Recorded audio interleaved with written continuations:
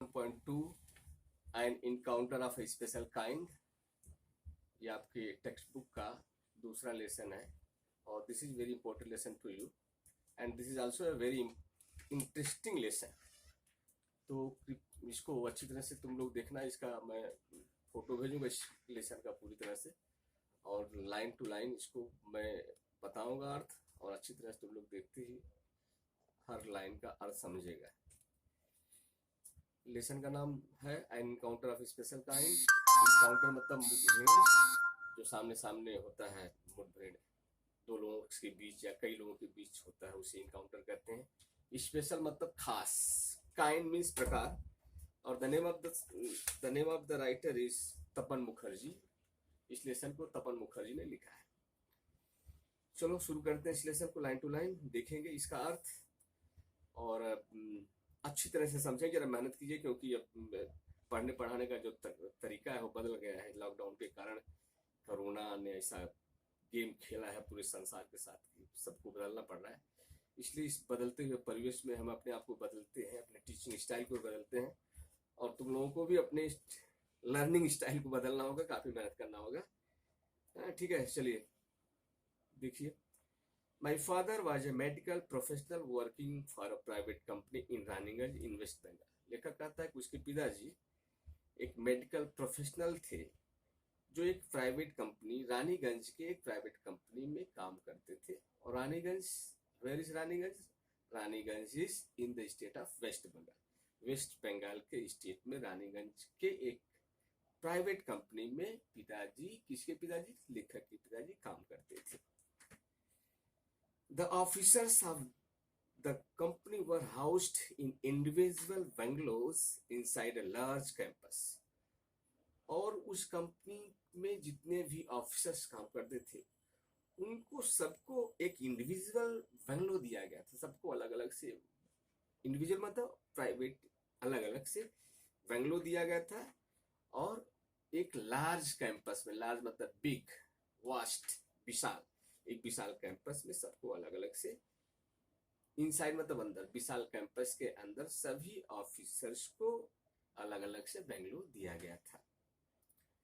और our house was in a corner of the campus. लेखक कहता है कि हमें सभी लोगों का घर जो था वो कैंपस के एक कॉर्नर में था। The officers club was adjacent to the boundary wall of our garden. और ऑफिसर्स का जो क्लब, सभी ऑफिसर्स के लिए क्लब था, वो बाउंड्री वॉल से एकदम सटा हुआ था, एडजेसेंट था। एडजेसेंट मतलब होता सटा हुआ, लगा हुआ। तो गार्डन के दीवार, बाउंड्री, बाउंड्री वॉल होता, बाउंड्री वॉल होता, बाउंड्री का दीवार जो था, गार्डन का जो बाउंड्री दीवार था, उसी से सटा हुआ ऑफिसर्स का क्लब था। The compound was luxurious with green grass, colorful flowers, and a host of tall and majestic trees। और वो जो कंपाउंड था वो लग्जरियस था, मतलब बहुत अच्छा कंपाउंड था, बहुत beautiful compound. It was a very beautiful compound, covered with green grass, colorful flowers, and a host of tall and majestic trees। उस कंपाउंड के अंदर, उस गार्डन के अंदर मतलब पूरा झुंड था पेड़ पौधों का, और हरे हरे घास थे, तमाम कलरफुल फ्लावर्स थे, रंग बिरंगे फूल थे। तो you can say that all the atmosphere of the compound was very beautiful, and it was a scenic surrounding place, you can say that. The seasonal vegetables in the kitchen gardens of the households and the magnificent trees constantly attracted squirrels and many species of the birds। वहाँ उस garden में seasonal vegetables थे। Kitchen gardens, जो kitchen में garden थे सबके घरों में, और जो मैग्निफिसेंट ट्रीज थे, सुंदर विशाल जो पेड़ थे, ये तमाम जो वहाँ की सिचुएशन थी, उस गार्डन की जो सिचुएशन थी जहाँ वो कैंपस था, वो तमाम सारे स्क्वायरल्स को अट्रैक्ट करता था। अट्रैक्ट मतलब आकर्षित करता था, फैसिनेट करता था, अट्रैक्टेड, फैसिनेटेड।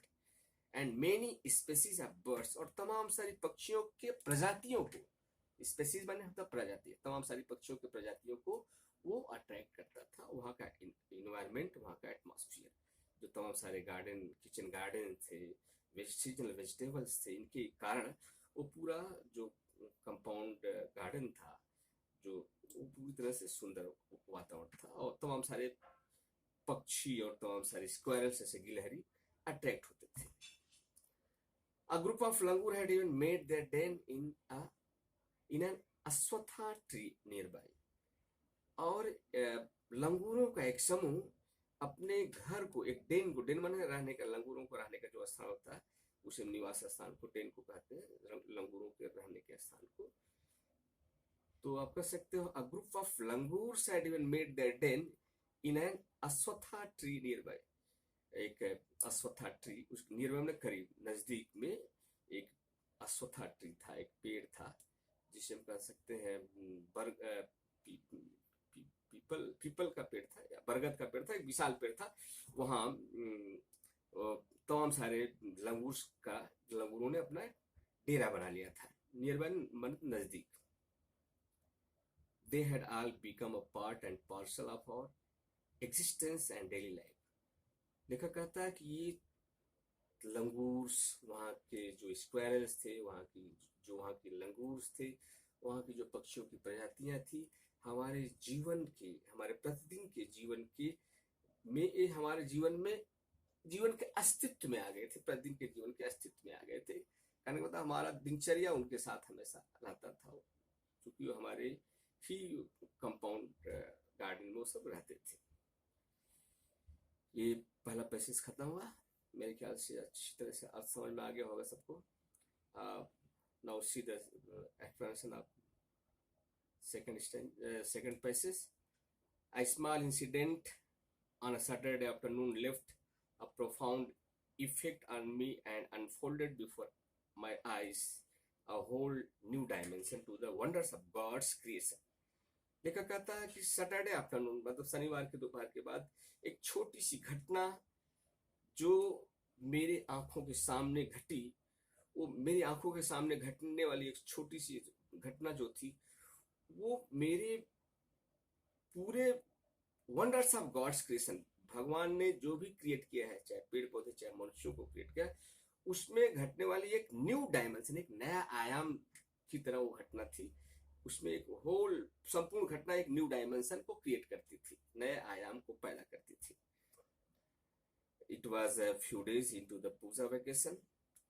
लेखक कहता है पूजा की छुट्टियां हो गई थी, वैकेशन हो गया था, और वैकेशन के कुछ दिन समाप्त हो चुके थे। Just like for any other child, तमाम सारे छोटे बच्चों की तरह, the holidays provided an opportunity for me to become engrossed in various magazines and story books published especially for children in the festive season।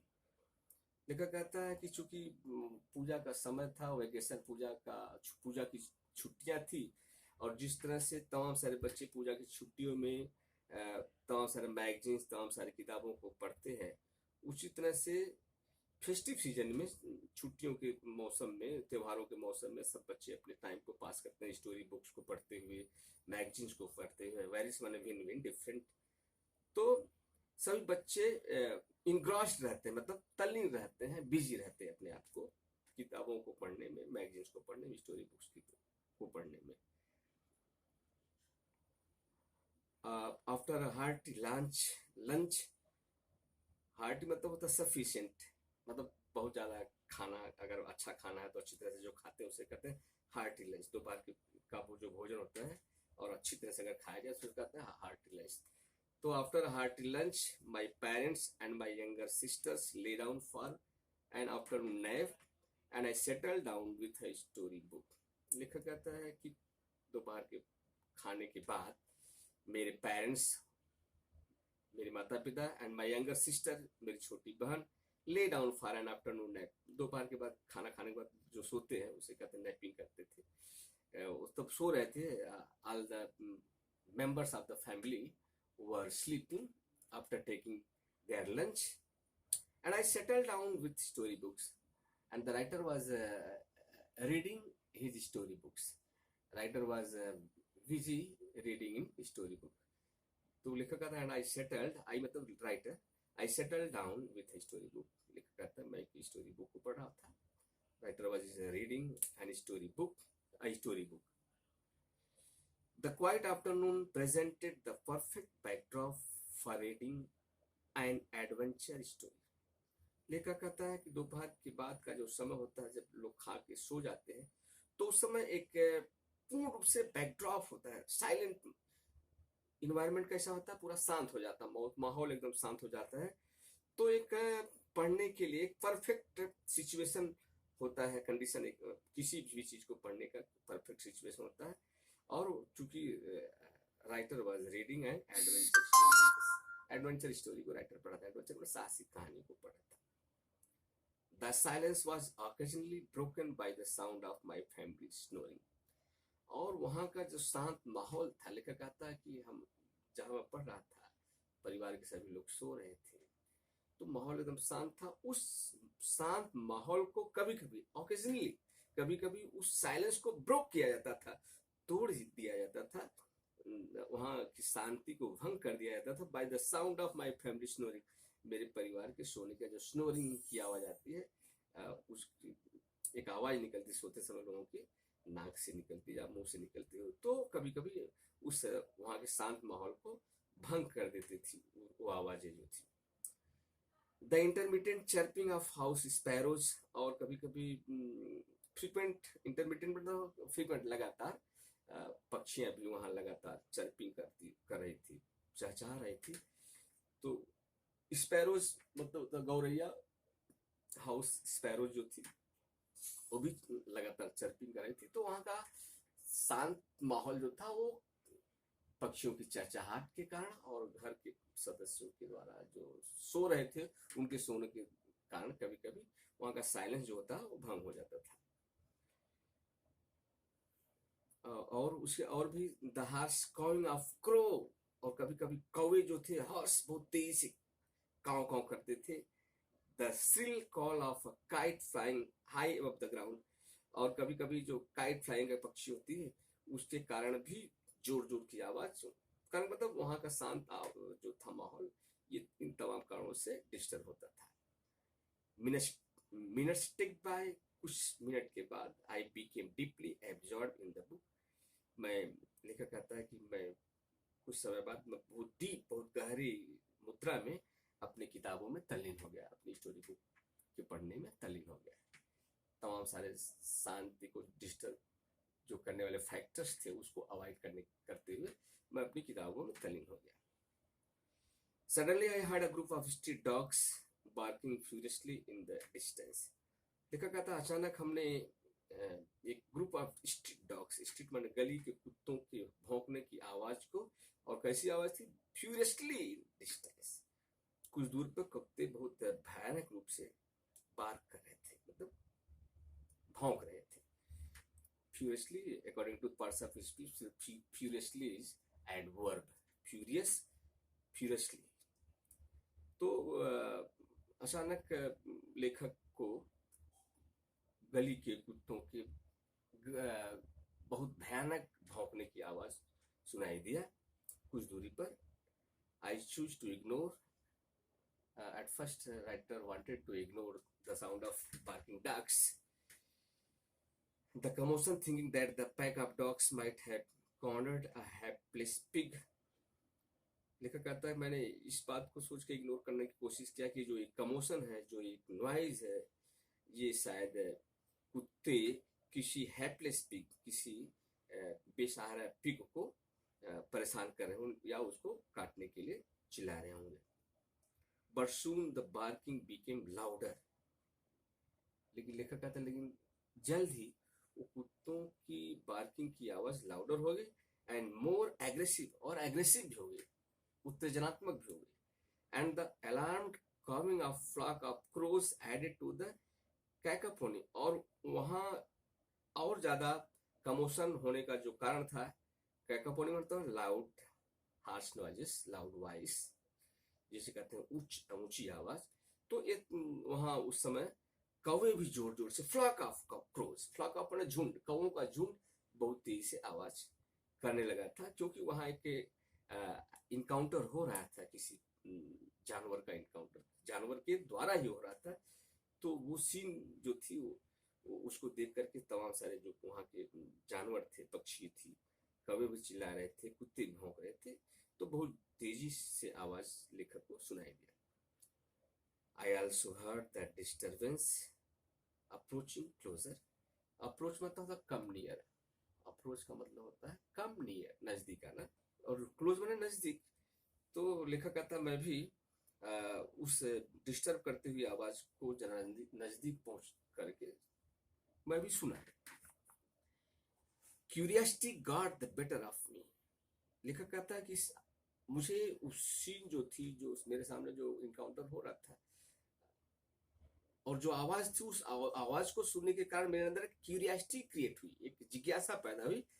Got the better of me, over power defeated, मतलब कहने का मतलब लेखक के अंदर इतनी जिज्ञासा, लेखक के अंदर जिज्ञासा हावी हो गई कि नहीं, पढ़ाई को, अपनी बुक को छोड़े और बाहर देखे कि व्हाट इज गोइंग ऑन, कि क्या हो रहा है। लीविंग द बुक असाइड, एक तरफ किताबों को छोड़ करके, I rush to the veranda. लेखक कहता है कि मैं वरांडा में भागते हुए गया, to see what was going on, कि वहां क्या हो रहा है, कौन सी घटना घट रही है, इस बात को देखने के लिए लेखक अपनी किताबों को छोड़ते हुए आगे बढ़ा, वरांडा की तरफ से भागा। I glance toward the roof of the club house. लेखक कहता है कि आई ग्लांस्ड मैंने देखा, ग्लांस मैंने देखना, टुवर्ड्स मैंने की तरफ, द रूफ मैंने छत की तरफ, द क्लब हाउस की छत की तरफ मैंने देखा।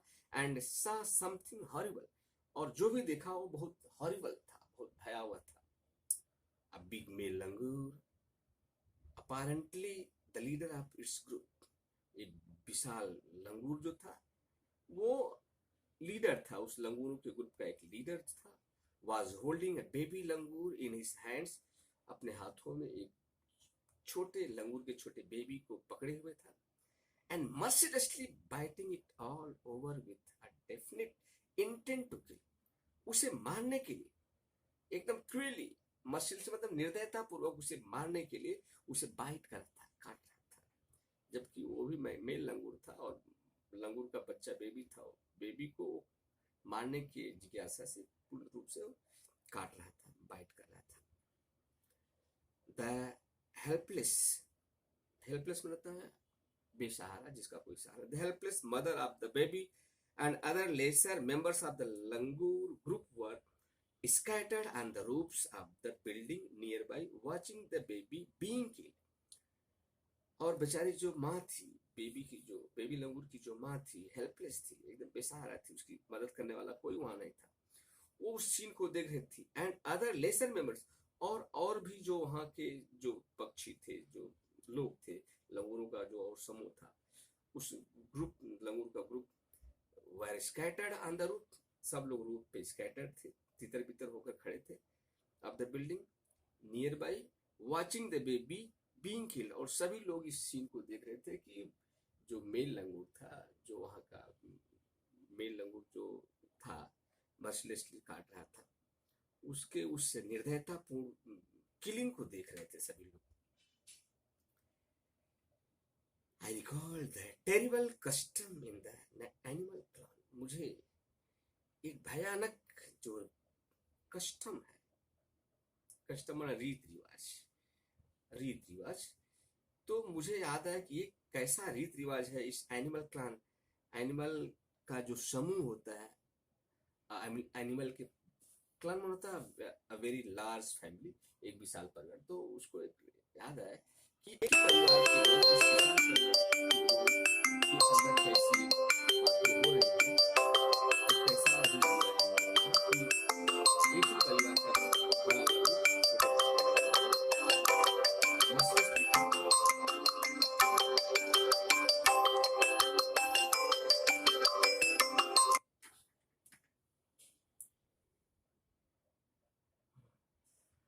Animal clan according to which dominant male usually does not allow another male baby or adult to survive within its group। उनमें एक कस्टम होता है कि कोई भी डोमिनेंट मेल जो होते हैं, डोमिनेंट मतलब पावरफुल, जो सुपीरियर होते हैं, जो मेल होते हैं, जो वहाँ का लीडर होता है,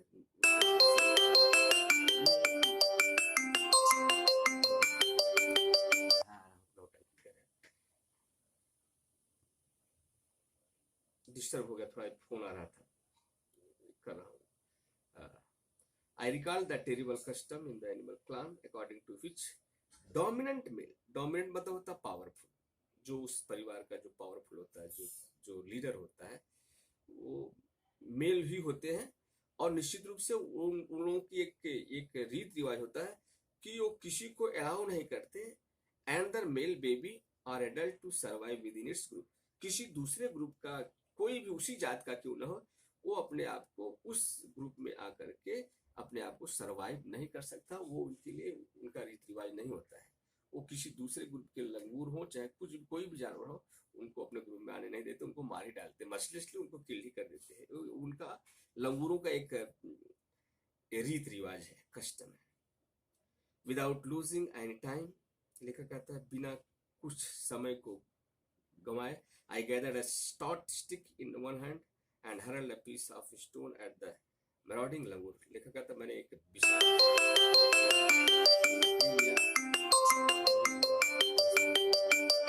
I gathered short stick in one hand and hurled a piece of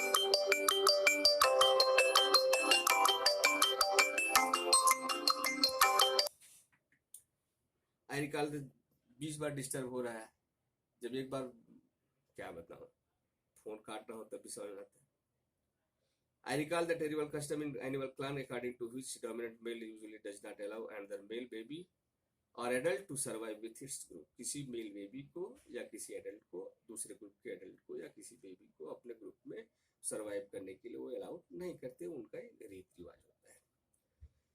without losing any time, समय गंवाए बिना, आई गैदर्ड स्टॉट स्टिक, मैंने एक मोटा सा डंडा लिया, गैदर्ड किया, इकट्ठा किया, इन वन हैंड अपने हाथों में, and hurled a piece of stone at the marauding langur, मैंने एक पत्थर का एक टुकड़ा लिया मजबूत और उस निर्दयी लंगूर की तरफ फेंका, उसको मारने के सर्च, उसको खोजने सर्च करने के लिए कहाँ है उसकी तरफ मैंने फेंका। The langur was so infuriated that it hardly took any notice of my assault। लंगूर इतना डर गया कि वो मुश्किल से नोटिस किया कि मेरे तरफ उसकी तरफ मैंने असल्ट किया, असल्ट मैंने आक्रमण किया, अटैक किया।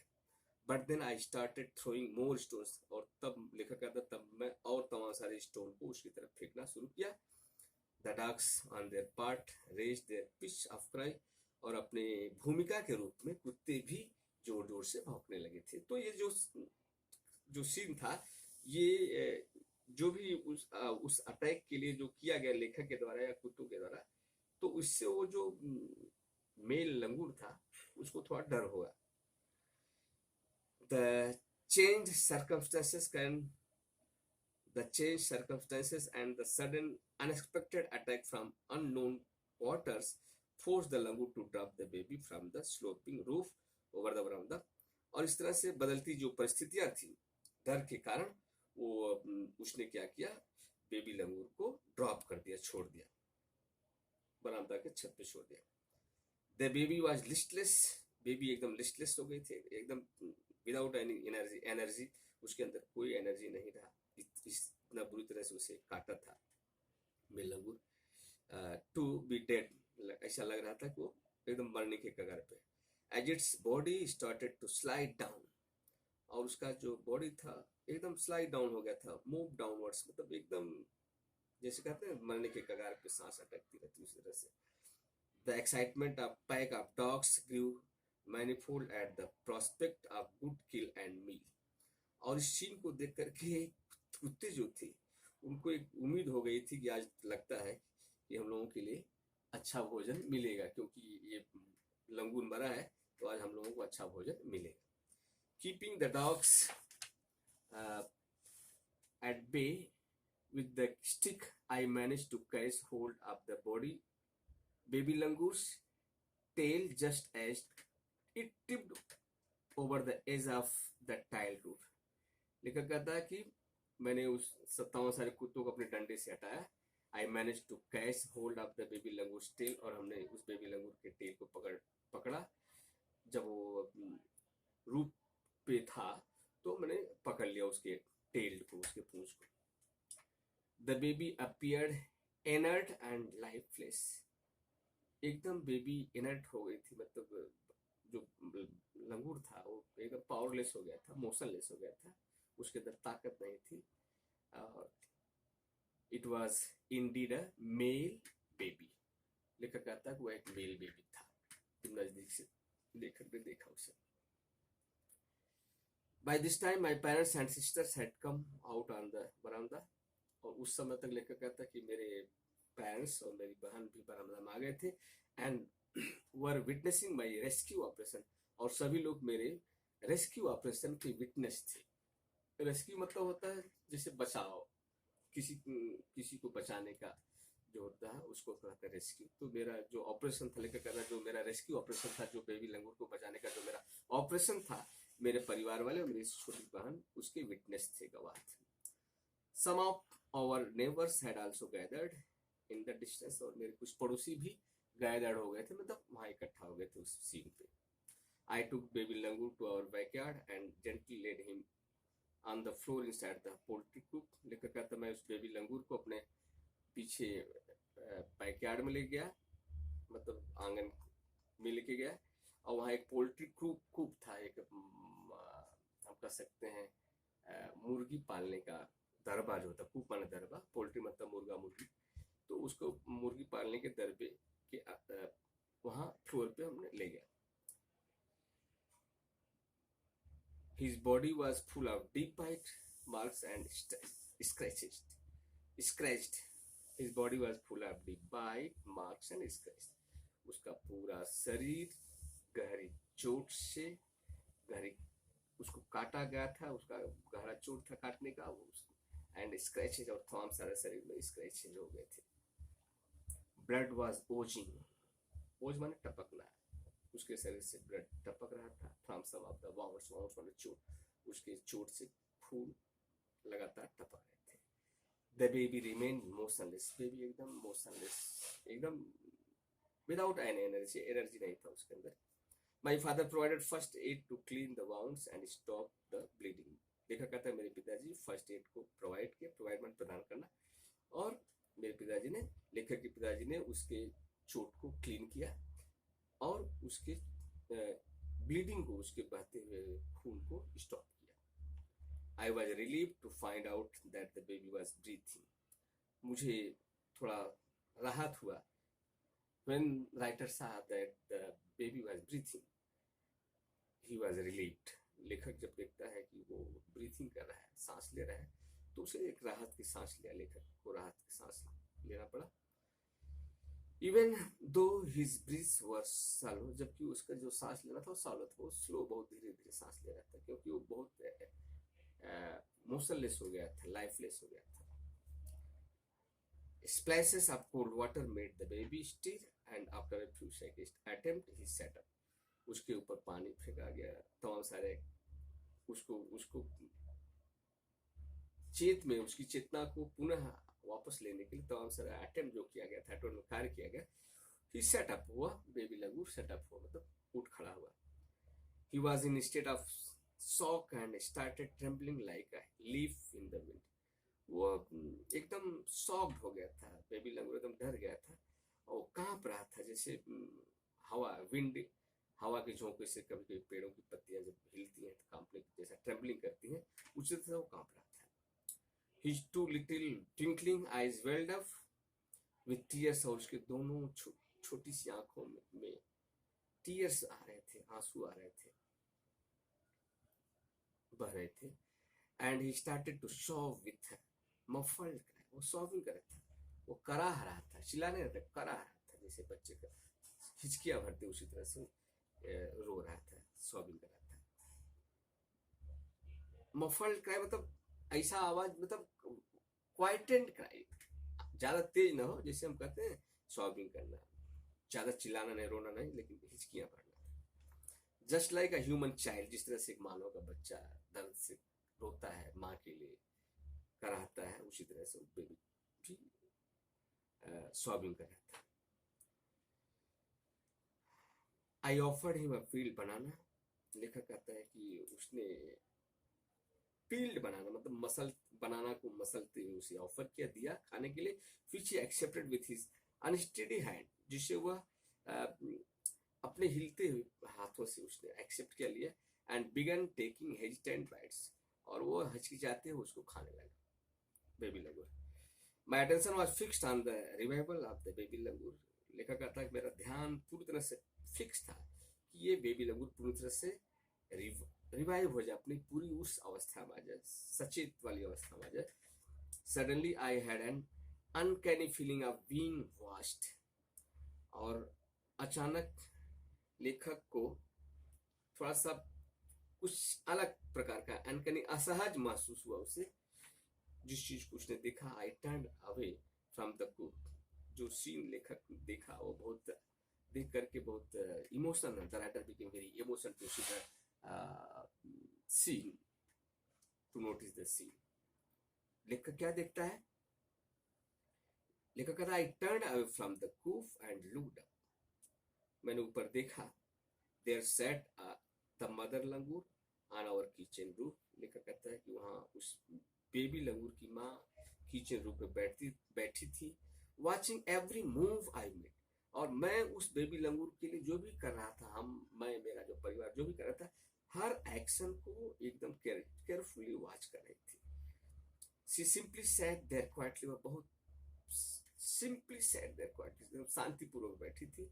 As if convinced that no harm was being done to her child, जैसा लगता था कि उसे पूर्ण रूप से वह आश्वस्त थी, पूर्ण रूप से वह एश्योर थी कि अब उसके बच्चे पर कोई हार्म होने वाला नहीं, कोई नुकसान होने वाला नहीं है। इस बात से वो पूर्ण रूप से आश्वस्त थी, कन्विंस थी।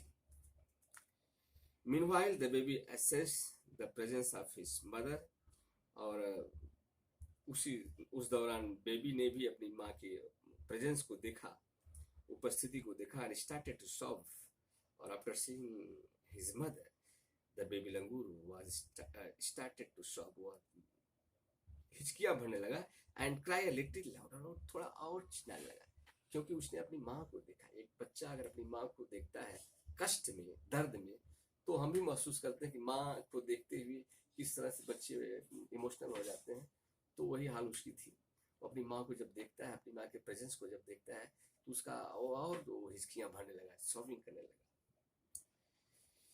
आई retreated from the door of the coop, लिखा करता मैं वापस गया दरवाजे पर, to allow the mother's access to her baby, कि ताकि मैं यहाँ से जाऊँ तो माँ अपने बेबी के पास आ जाए।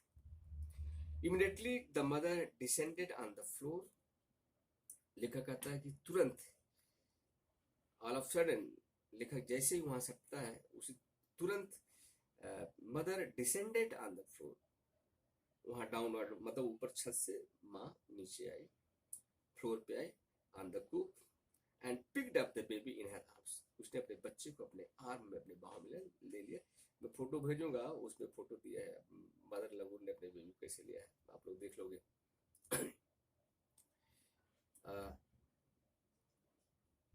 She gave the baby a thorough body inspection to check his injuries and then cuddled him tightly in her bosom.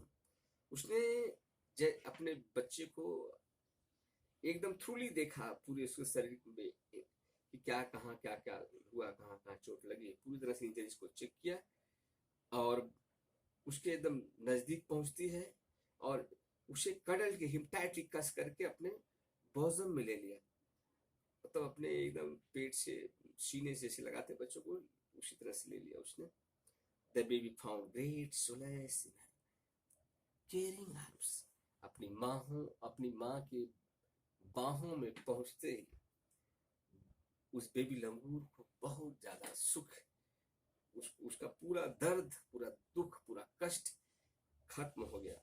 Great solace, उसे ग्रेट सोलेस हुआ, बहुत ज्यादा कंफर्ट हुआ, बहुत ज्यादा शांत महसूस हुआ अपनी माँ के बाहों में पहुंचते ही। The mother sat still with the baby in her lap, और अपनी माँ के लैप में, गोद में वो एकदम बैठे हुए था, स्टिल शांतिपूर्वक, फॉर फ्यू मिनट्स, कुछ मिनट के लिए। It was almost as if she was pondering over the options and trying to figure out how she could keep the baby safe from further assault. और माँ ये ढूंढ रही थी कि किस अपने बच्चे को लेके कहाँ मैं जाऊं जहां फिर फर्दर मैंने आगे इसके ऊपर असल्ट ना हो, कोई अटैक ना हो। तो उस ऐसे स्थान को चेक कर रही थी कि कहाँ इसको मैं लेके जाऊं सुरक्षित। For a few seconds, the mother langur looked straight into my eyes. कुछ सेकंड के लिए मदर लंगूर ने लेखक था मदर लंगूर मेरी आंखों में सीधे सीधे देखी। इवन टुडे, लेखक था, आज तक I can't forget that look in her eyes. आज तक मैं उस बेबी की जो माँ थी, जिस तरह से वो देख रही थी मेरी आंखों में, वो अभी तक मैं फॉरगेट नहीं कर पाया, मैं भूल आया। Shoring silent gratitude on me, जैसे लग रहा है कि वो मुझे कृतज्ञता, मेरे काम के प्रति मुझे कृतज्ञता जाहिर कर रही है, मुझे थैंकफुल हो रही है, मुझे धन्यवाद दे रही है on me for saving her child, क्योंकि मैंने उसके बच्चे को बचाया था। तो उस माँ ने एक ग्रेटिट्यूड शो किया, दिखाया। ग्रेटिट्यूड, इनग्रेटिट्यूड, कृतज्ञता और कृतज्ञता, हिंदी के दो वर्ड हैं, कृतज्ञता ग्रेटिट्यूड और कृतज्ञता इनग्रेटिट्यूड।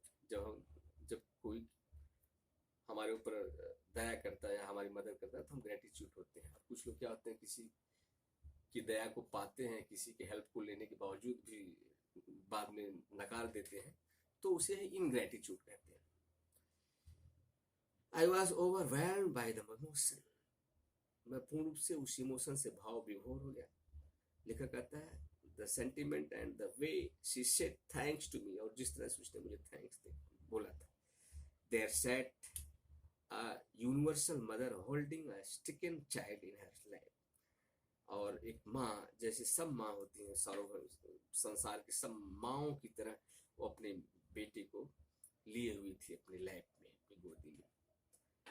Then in a flash she jumped with her baby clinging to her belly and reached our kitchen room, और अचानक तुरंत एक ही क्षण में she jumped with her baby, अपने बच्चे को लेकर के किचन रूफ पे जंप कर गई, रूफ पे, छत पे जंप कर गई।